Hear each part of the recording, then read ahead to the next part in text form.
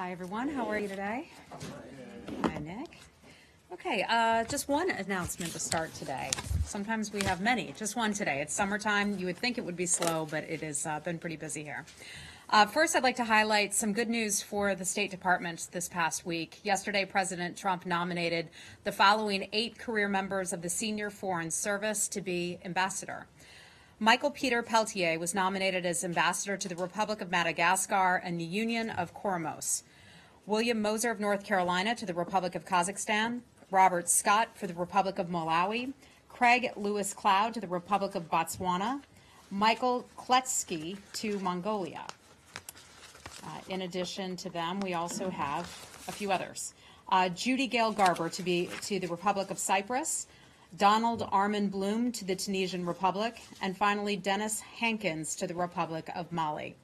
We are proud of our work in growing our team in the 3 months since Secretary Pompeo took leadership of the building.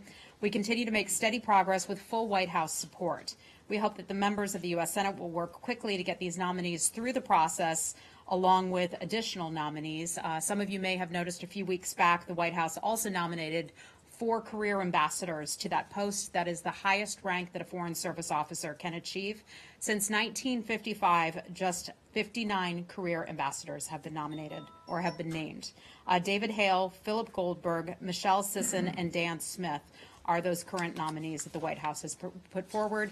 We look forward to the Senate now being back in session and hopefully moving our folks along quickly to get our team on the field. And with that, I'd be happy to take your questions. Just on that, Heather, Yes. do you expect that this week? If any of our ambassadors will be voted upon this week? The career. I'm not sure. That's up to the Senate. So we'll see what happens, and we're looking forward to getting our folks through, and they'll hopefully get through. Okay. I want to ask you about a phone call the Secretary had yesterday with the Crown Prince of Saudi Arabia. They seemed the readout of the call mentioned several topics, but it didn't say specifically whether the Secretary had raised with the Crown Prince the attack in Yemen, for which we talked about last week, which the death toll of children has now risen to, I believe, 50. Nor did it mention the whole dispute between the Saudis and Canada. I'm wondering if you can elaborate a little bit on the readout and say whether either of those two items came up. Yes, both of those issues did come up in the Secretary's call with his counterpart. We put out a readout of that call, but as you will notice in the readout, it says that we also discuss other issues of mutual concern. We don't always, as we've talked about here before, list every single thing, every single item that has been discussed in the phone call, but I can confirm for you that those two issues were in fact raised. All right, so I mean, because they were like relevant items, and thank you for confirming that they were, but it would have been super helpful had that been mentioned in there. It's not like, we're not talking like zombie apocalypse as I think we have a new job for you, Matt Lee. You can come in and you can do our readouts on our phone calls. Can I ask you to be a little bit more explicit in what exactly I mean, did the Secretary say we're concerned about this attack, this bombing in Yemen, and we'd like you really to find out what happened? I noticed that General Mattis has said that there's going to be a U.S. general going over to Saudi Arabia to, I don't know what, but to have something to overlook or do this. And on the Canadian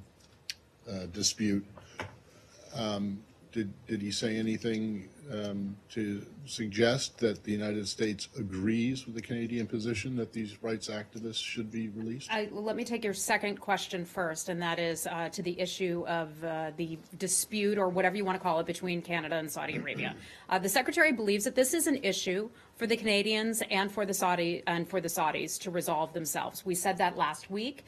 I think we've been clear about that. We believe that other countries have the ability to pick up the phone and have conversations with one another about issues that are important. The United States does not have to get involved or interfere in every issue that's out there before countries. As to the second issue, we addressed this last week. We have called for a Saudi-led coalition to investigate the civilian casualties that took place as a result of that airstrike. Secretary Mattis has spoken about this. The secretary dispatched a 3-star general to Saudi Arabia to discuss the incident with the Saudi government and encourage them to look into the situation. As of a few days ago, the Saudis have said that they would in fact conduct an investigation, and so we will let them certainly conduct that investigation. We're not going to get ahead of that, but I can confirm for you this is an issue that the secretary did raise, but I'm not going to get into the private details of their diplomatic conversation. Hi, Andrea. Yeah, sure. Two questions. First of all, since last week, the Canada-Saudi issue has escalated with Saudi taking retaliatory action against investments in Canada. So I'm wondering whether there is a further response from the U.S. to that, because it's no longer being resolved between two friends. It's not at all being resolved between two friends. And on Yemen, what would make us think that the Saudis could credibly lead an independent, lead a coalition-led investigation? Well, they've done it in the past. Rather than an independent They have done those investigations in the past. We call upon them. We call upon them to hold an investigation. Secretary Mattis sent out a 3-star general. That 3-star was there, my understanding, today, in which he was having conversations with the government of Saudi Arabia and coalition partners. And so I'll leave it to that investigation to take place, and part of this would be would require having DOD weigh in. You don't think the UN should step in? I'm not going to make policy here from this podium. That is not my role to do so. I can tell you, I can state our current position, and our current position is for an investigation to take place, and that is all I have on that matter. One question to follow up on that, though, is was there an attempt to obfuscate the subjects in that readout? Because the readout notably did not mention the two very newsworthy and very controversial issues now involving the kingdom. Look, there is, you've been around long enough to know that every single issue, and we've discussed this here before, that is discussed in a phone call between two world leaders does not make it into a readout. That is part of the reason that I am here today, to take your questions, and I can confirm that those issues did in fact come up, and I'll leave it at that. Does anyone have something on another matter? Okay. They probably did, because they do exchange pleasantries when they talk. I just want to clarify something. You said that you want to leave it to Canada and Saudi Arabia to resolve their issues. Does that mean that the United States will not mediate or interfere or try to bring them together? They are allies, right? They both are allies. They are partners. They are friends. I think we'll leave it to those countries to resolve this themselves. Okay? Hi, Lori. Hi. Well, I've got an Iraq question, a Turkey question. Iraqi Prime Minister Abadi has said that Iraq will continue trading with Iran, but it won't use the dollar. What is your response to that? Yeah, I mean, we've certainly seen that report. That's something that was just brought to my attention a short while ago. Overall, I can tell you we continue our efforts by the government of Iraq and the Kurdistan Regional Government to resolve issues between the government and Baghdad. You know our concerns about Iran and about trading with Iran, and we will continue to hold countries accountable for any violation of sanctions. But is his statement acceptable to you? You know, as Laura, you know, we've been here long enough together that we don't comment on every foreign leader's comments that a foreign leader will make. Okay, on Turkey, there's a crisis. Are you having any discussions with Turkey on this during this crisis, or they're not even talks? Well, I think you saw yesterday where National Security Advisor John Bolton met with the Turkish ambassador to the United States. They had a meeting. The White House put out a readout of that conversation, and we continue to have a conversation that was similar to the previous conversations we've had recently, where we talk about areas of mutual interest. Not all of that makes it into the readout, but we also talked about the issue of Pastor Brunson. And is there any news on that front? I have no new news for you on the case of Pastor Brunson. Hi, Michelle. Hi, thanks. On that subject, White House officials are saying that there was no progress made, that it remains at a stalemate. So from the State Department perspective, what is the next step in trying to resolve this Brunson Well, issue? I think progress is having Ambassador Brunson on a plane coming back to the United States. Pastor Brunson coming back to the United States. We hope to have him brought back very soon. We have long said that that is long overdue. What We is the look next forward. step? We look forward to that taking place. I can tell you that our charge in Turkey visited Pastor Brunson earlier today. He provided a brief readout of that, where he basically just discussed the fact that they met. I can just tell you our conversations continue, and I don't see that changing at this Okay, point. and on the Saudi issue, that I'll come back to you. Somebody else had something on Turkey. Are we going Yeah. to nominate someone to be an ambassador? Might that be helpful to have an ambassador imposed? I know this is not One this of- secretary's. I'm glad you brought that up. One of the things that's very important to the secretary is putting his team on the field, and he spent considerable effort in putting people on the field, interviewing people, spending his personal time doing that, really digging into the details, and of course also encouraging the Senate to move through our people just as quickly as possible as they're able to do so. I don't have any information on any new nominations that would come out of the White House, but I would imagine that the secretary has a candidate in mind for that. So Leslie, Heather, sorry. I Let me have- get to Leslie. I haven't met Leslie yet. So, She's supposed to be the- number 2, so I am. apologize. I noticed. She's number one. Matt, yes, yes. Oh, right, yes, I forgot about that. Thank you very much. So there's no negotiation going on about Father Brunson and Pastor Brunson and the other Americans that are going. I mean, from what I gather, that you've told them you release Pastor Brunson, or we're going to take further action. I'm not going to forecast any kind of further actions or what our next steps will be, other than to say conversations continue. We've been very clear with Turkey about our expectations and our desire to have our people brought home.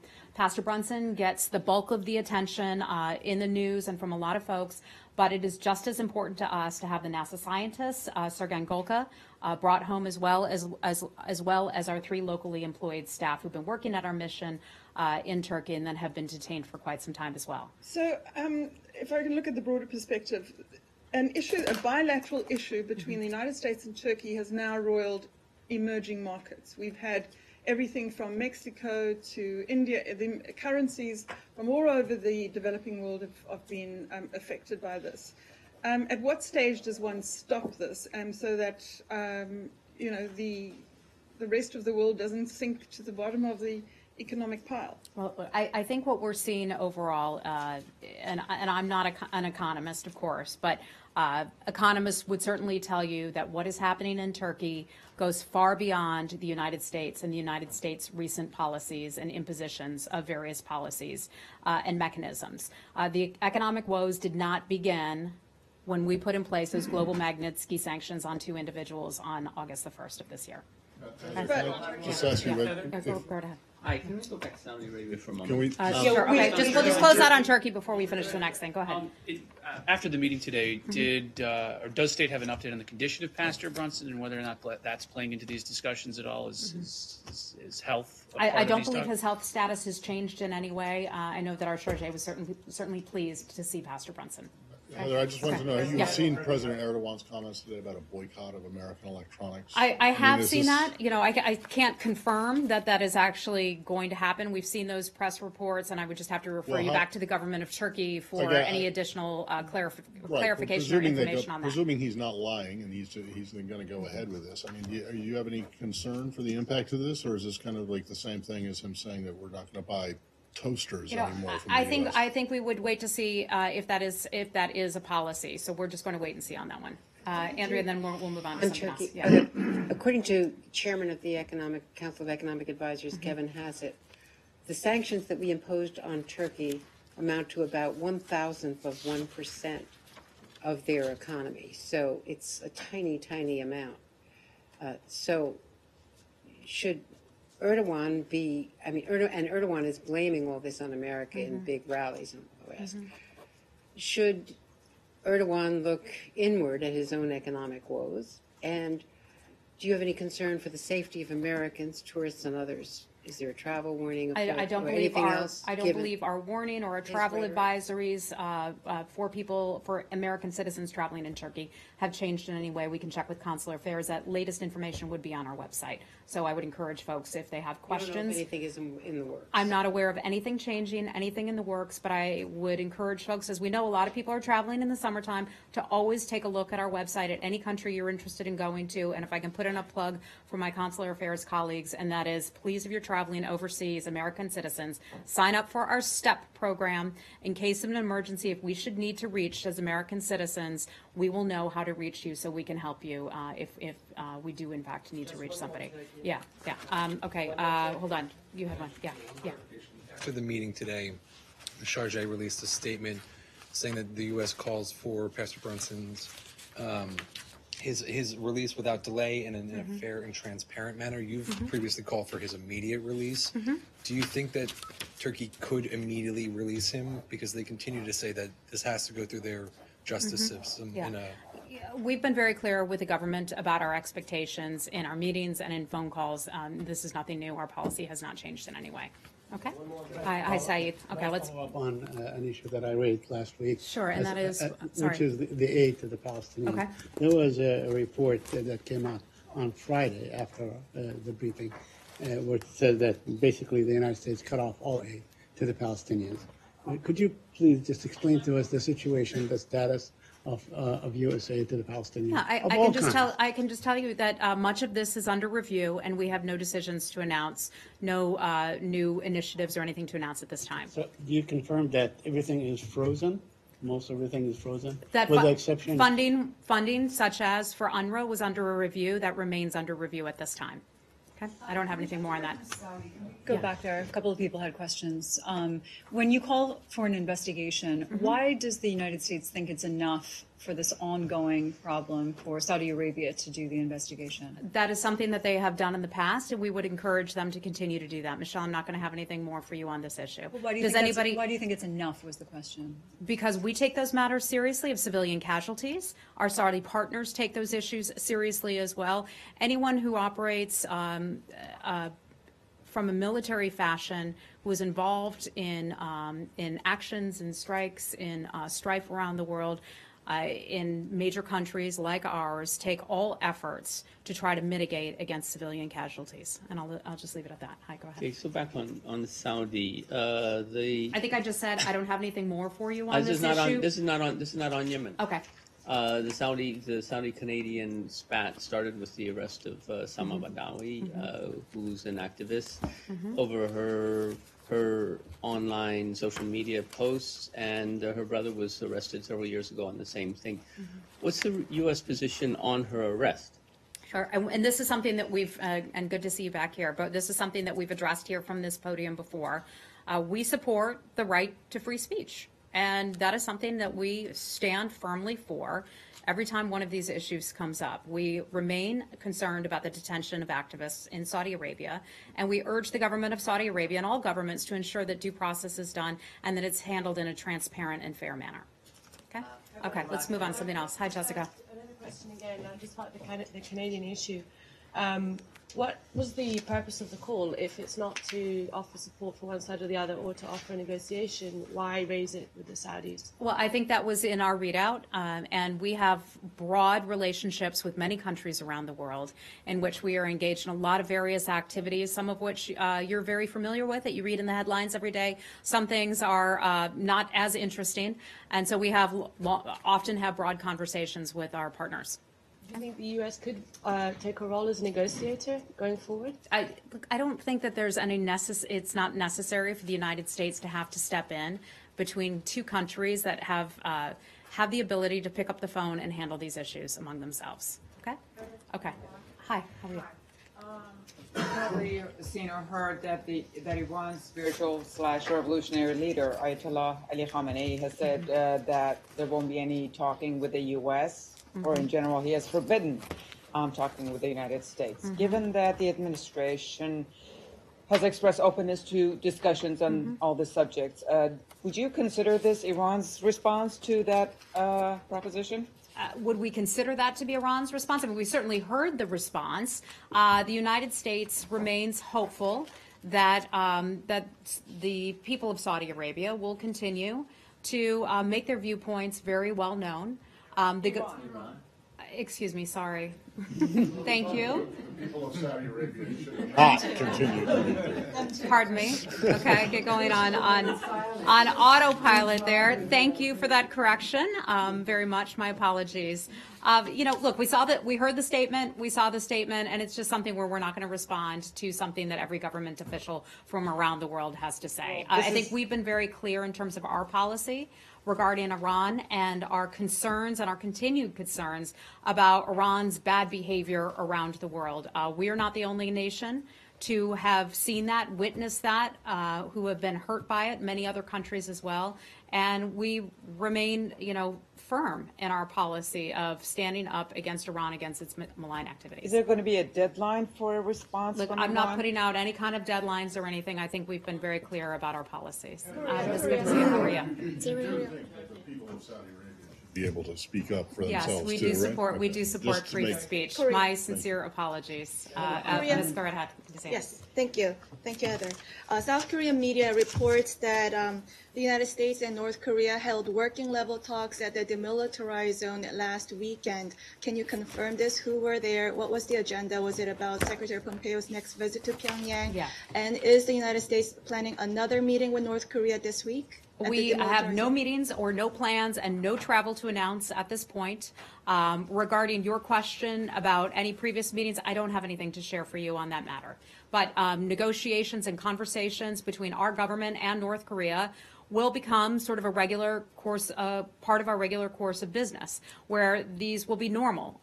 We will have conversations, we will have meetings, we will have correspondence with the North Korean government as we look to denuclearize North Korea. Follow up to Yeah. that. A Follow last up one to then, that, please. yes. How does State Department feel about declaring the end to the Korean War at this time, when North Korea is not making any specific denuclearization actions? Look, we support a peace regime, a peace mechanism by which countries can move forward toward peace. But what our focus is, our main focus, is on the denuclearization of the Korean Peninsula, and that's something we've been very clear with many governments about. Okay? Kylie, hi. If these meetings are going to be made normal, then why can't you tell us when they happen? Well, sometimes we will and sometimes we won't. I mean, we don't read out and announce every single diplomatic call, every conversation, every meeting that we have with other governments. Some we'll read out and some we won't. And there are some reports from those who have been briefed on the negotiations that they haven't gone that well, and that specifically Ambassador Sun Kim wasn't treated very well when he's gone there. What's your reaction to that? I think I would say that that's news to me. Okay? All right. At this point, does the State Department feel that it's important to appoint a replacement for Joseph Yoon's position? We, as I've said, the Secretary has made it one of his top issues to get our team on the field. And we are working hard every day to bring new people. I look forward in the coming days and weeks ahead to making further personnel announcements, not specific to that necessarily, but in general, I can tell you we look forward to additional personnel announcements. Hi, Cindy. Heather, on China, as you know, a VOA correspondent and another freelancer were detained yesterday in China for several hours and had their equipment scanned and everything. Are you concerned that this is part of a broader crackdown on free speech and human rights in China? Well, we've been watching that very carefully. And you and I think, had a one-on-one conversation a few weeks ago about the disappearance of a professor who was being interviewed on Voice of America, and he was taken away by security officials in China. And then the follow-on story was that a Voice of America reporter was detained along with a contractor who I believe was also working for Voice America, was also taken away. And that detention is a concern of ours. We understand that they were released, but nevertheless, that detention is a concern because they were speaking freely. They were doing their jobs, and we continue to support people who are engaging in doing their jobs, telling the stories about what is going on, not just behind the scenes, but reporting on daily life for those in China and elsewhere as well. We are concerned about what we consider to be China's suppression of fundamental rights, including freedom of expression and freedom of association. And we call on China to allow all individuals to express their views without fear of retribution, and for journalists to be able to do their jobs without interference. Okay, and we're going to have to wrap it up. Yeah. The president of Taiwan spoke yesterday. It's the first time in 15 years. The government and the U.S. government has previously discouraged them from coming here to speak. Was that done with State Department's approval? Are you glad she came and said what she did on U.S. soil? Yeah, I mean, first let me start off by saying our policy on Taiwan has not changed. The United States remains committed to our U.S. One China policy based on 3 joint communiques under the Taiwan Relations Act. The United States, in regard to this trip, facilitates from time to time representatives of the Taiwan authorities to transit the United States Those are largely undertaken out of consideration for the safety and comfort of those travelers, and that is in keeping with our One China policy. For any additional details about the President Tsai's visit, then I would have to refer you to Taiwan authorities. However, in the past, Taiwanese have come here and have been discouraged from speaking, and there have been talks about it regularly in previous visits. And so this is a big change. If she transited Washington, would you be happy if she spoke here? Well, that would be entirely a hypothetical question, and so I just don't have anything for you on that. But this is a change in policy. Yeah, I'm not aware of it being a change in policy, but from time to time, they do transit through the United States, and that is something that is in accordance with our One China policy. Can I please ask a Okay, question about we've got to wrap it up. Nick, go right ahead. We've already covered Turkey. Nick, go ahead. Last question. Quickly, North Korea, Ambassador Bolton said last week to a few of us, North Korea has not taken effective steps to denuclearize. I'm not saying for you to respond to that specific phrase, but does the Secretary share the ambassador's frustration? And I know you can't talk about specific meetings, but in general, are the meetings yielding any progress? Yeah, well, I think we have certainly seen progress so far. We've seen the remains of service members brought home. That is certainly a step in the right direction. We've had conversations with a country that we hadn't had one-on-one conversations with for many years. We're opening a dialogue. We're in a very different position today than we were just over a year ago, much less 6 or 8 months ago. So we think that that is progress. Is there quite some room to go? Yes, there is a way to go on this, and Secretary Pompeo has been very clear about that. But we continue to have those conversations because Chairman Kim has committed to President Trump that they are willing to denuclearize. And so we will continue in full good faith effort to have those conversations to move forward with that policy objective. And any progress in the last month? We consider meetings, negotiations, conversations as we move forward behind the scenes with those negotiations to be moving in the right direction. Last question. On denuclearization to wit, a declaration of what they have. I don't have the first step. I don't have any announcements to bring you today. I'm not saying that there hasn't been progress. I'm telling you I don't have any announcements for you today. No, I'm just and asking. when we do have something significant to announce, you probably won't be hearing it from me. No, I hope we are. But I'm just saying, I just mean how, aside from the remains, which is significant and moving, and we've been covering that, has there been any progress on the issue of denuclearization? And those are conversations that we are having behind the scenes. I'm not going to get ahead of those conversations, and I'm not going to read out those conversations. I can tell you that conversations with the government of North Korea are becoming a far more normal matter. And that is exactly why we won't be reading out every detail, every time we meet with them, every phone conversation or email that we exchange with them. We continue to work in good faith to move forward on that.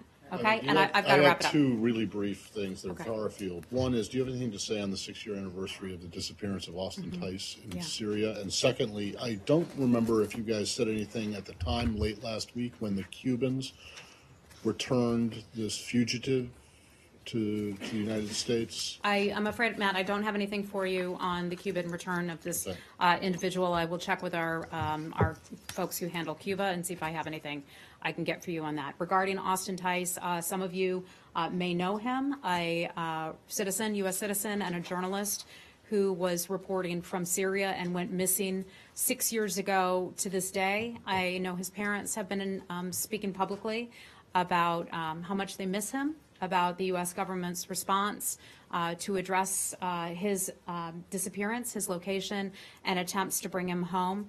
We believe him to be alive. We remain deeply concerned about his well-being, and we're actively working to bring Austin Tice home.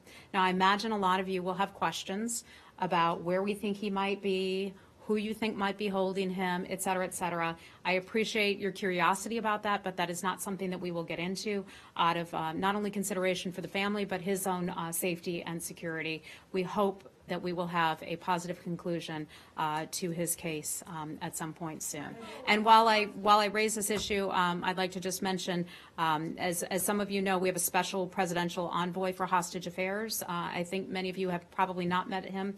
His name's Robert O'Brien, and he will be working on this issue along with the cases of other American citizens who are missing or who have been held, are being held in other countries. Is he based in Washington? Yes. O'Brien, is he based in Washington?